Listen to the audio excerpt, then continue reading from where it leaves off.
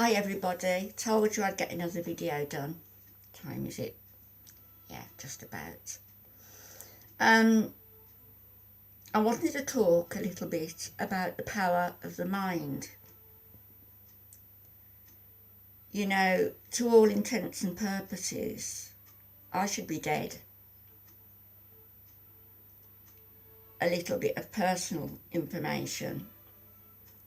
I should be dead because of abuse inflicted by my stepfather. I should be dead because as a 12-year-old I ran away, 13-year-old, and was sleeping on the streets for 3 weeks in friends' back garden sheds who snuck me food. In one of my brother's houses, who hid me for a little while till he got frightened. Then I was back where I began. I ended up back in the care home where I'd been placed. It didn't do much good. Running away, it didn't do any good. What kept me alive? The power of my mind. What kept me alive when I was raped, when I was in Saudi Arabia? The power of my mind. What kept me alive when I was mugged and thrown into a canal?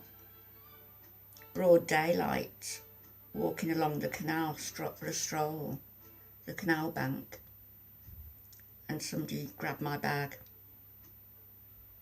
and decided to push me in the canal. I'm not a strong swimmer. I doggy paddled. Some people happened to be coming along the canal bank. They got me out. How did I survive these things? The power of my mind. And of course, what's happening now with Alfie being in a nursing home and having to live my life the way I do. What's keeping me going? The power of my mind. You know, your mind is a very, very precious instrument, God-given instrument, probably the seat of the soul. And if you start feeling worthy and whole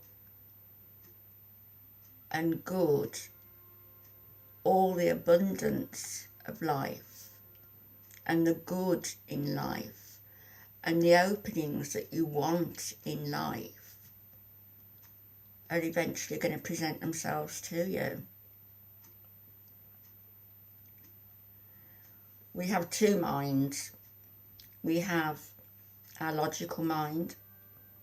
We have our subconscious, our primitive mind. When we focus on an event that's happened, if I had focused on one of those events that happened to me, brooded upon it, let it marinate in my head day after day, night after night, I'd probably be in a mental institution by now.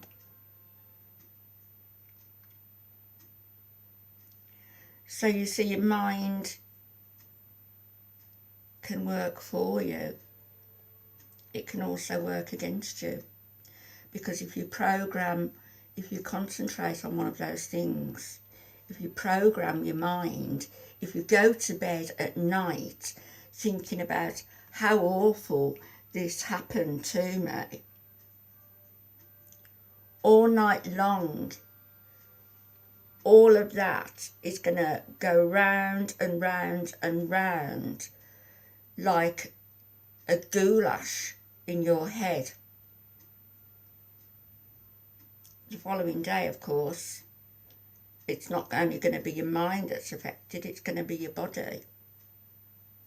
Your body is going to be affected. It's going to be affected by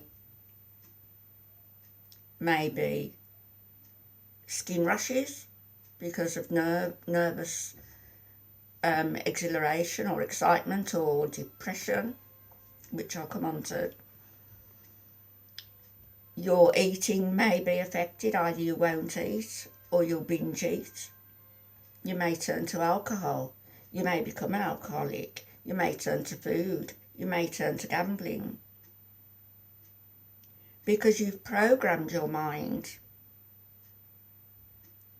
your subconscious mind, and your body is reacting to how you've programmed your entire being.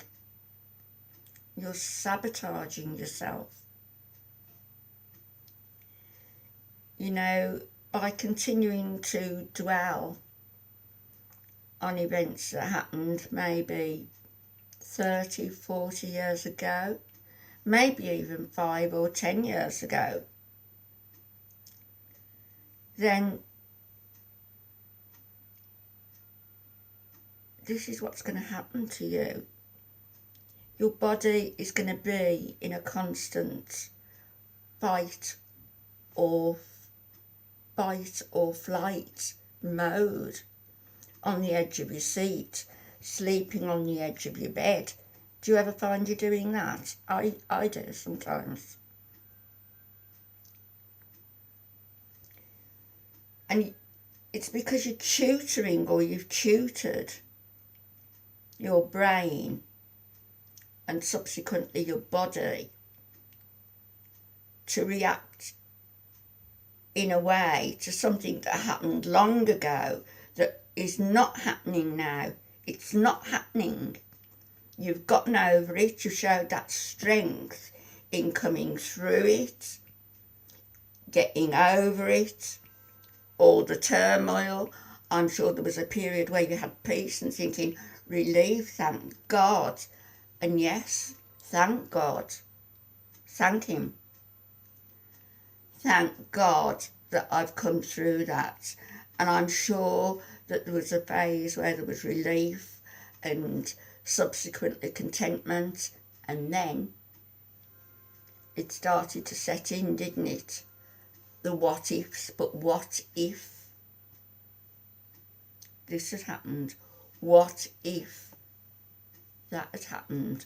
What if I had been, and it was an American warrant officer who did what happened to me? What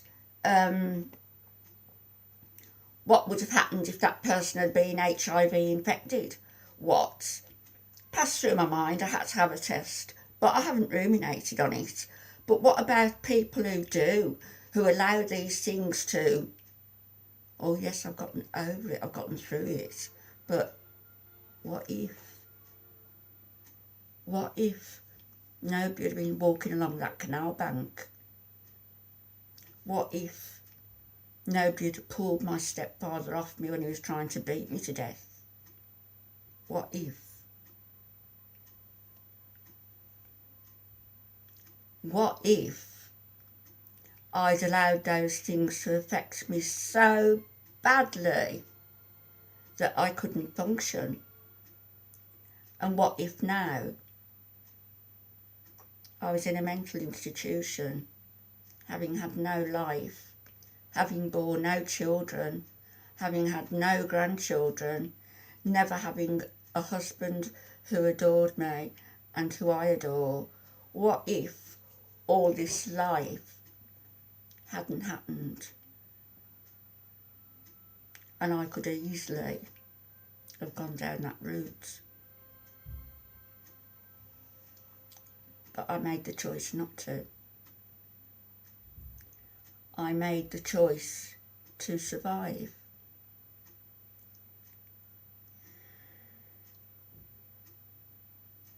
The other thing, and I find this hard, is not to anticipate problems, not to anticipate what's going to happen too much. I've almost paralysed myself with fear over Alfie. What if? But the inevitable is going to happen one day. But I'm not going to go looking for that problem. It will find me. The Grim Reaper might come for me first. Who knows? When Alfie had a fall 3 years ago, I was told, or bullied, tried to bully me, into signing the Do Not Resuscitate form. They said there was no chance that he was going to pull through. I wasn't going to let him die. Not like that, not screaming like that. I stayed at his bedside for 12 to 18 hours a day for 3 months. I got in an outside neurologist, and only then did we discover that the hospital had stocked the Parkinson's medication and the antipsychotic drug. Why? No idea. So dangerous, and it caused this to happen to Alfie. 3.5 months. What if I hadn't spent all that time there? What if I'd signed the Do Not Resuscitate?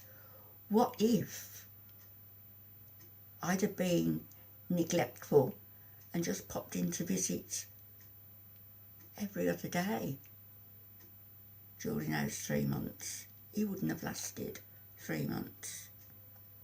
What if I hadn't got an outside consultant in? What if? You can't live your life that way. You can't. You've got to start feeling good about yourself. You've got to start feeling worthy about yourself. You've got to feel whole. And then abundance and all the goodness will come to you. It will. You think, why is somebody born in a palace and somebody lives on the street? Well, there you go. It's circumstance, isn't it? It's accident of birth. But you know, my beliefs tell me in our lives we live, relive, and have many experiences of being poor, of being wealthy, of being powerful. The experience you're having now is the experience you're having now. Make the best of it. Aspire for something more. If you want to write poetry, start with a few lines. If you want to open a shop, start getting your act together and getting some money together. If you want to have a child, make sure you're prepared to bring that child into the world, having everything ready. We didn't when our son was born 11 months after we were married, and happily, you know, and it was my mum who told me I was pregnant, but when I was being sick. But sometimes I think back now and I think I wish we'd have waited a little while, but we had 3 in quick succession. I'm glad we did. We wanted 5. We didn't have 5. I wished we had. We didn't. But prepare for what you want and then work towards it. But in the meantime, don't allow today to be such that you're working so hard or envying somebody else so much or worrying about something to such an extent that it does paralyse you. Don't allow that to happen today. Today, make it a day for you. Make it a good day for you and for anyone you come into contact with. I watched a movie yesterday on Netflix, and it was called Playing for Time, starring Vanessa Redgrave, who I think is a marvellous actress. And it was about prisoners in Auschwitz and how they had the orchestra of Jewish women playing music while the Germans marched, the Nazis I should say, not the Germans, the Nazis marched people to the gas chamber. And Vanessa Redgrave, because she'd been a singer and a musician, of course she was in the band, got a few extra privileges, one of which included staying alive. And she was trying to coerce this young girl into not selling her body to other people for a piece of sausage or a slice of bread. And one of the phrases that Vanessa Redgrave in the film said, she said, how did she say it? Stop trying to die. And the girl said, I'm not trying to die. And of course Redgrave's response was, well, you're treating your body like a piece of rotten meat. And of course, what happens to rotten meat? Putrefies. Dies. Not a happy note to end on, so I won't. I'm just saying to you, the potential of your mind, the potential of that beautiful, glowing soul that resides in each of us, it does. That God spark, we're all part of a bigger picture. That beautiful soul glowing inside of you. Let your light shine. Let your light shine today. And let your light shine for you. I'm sending you lots of love. And I will be back with a reaction video a little later on.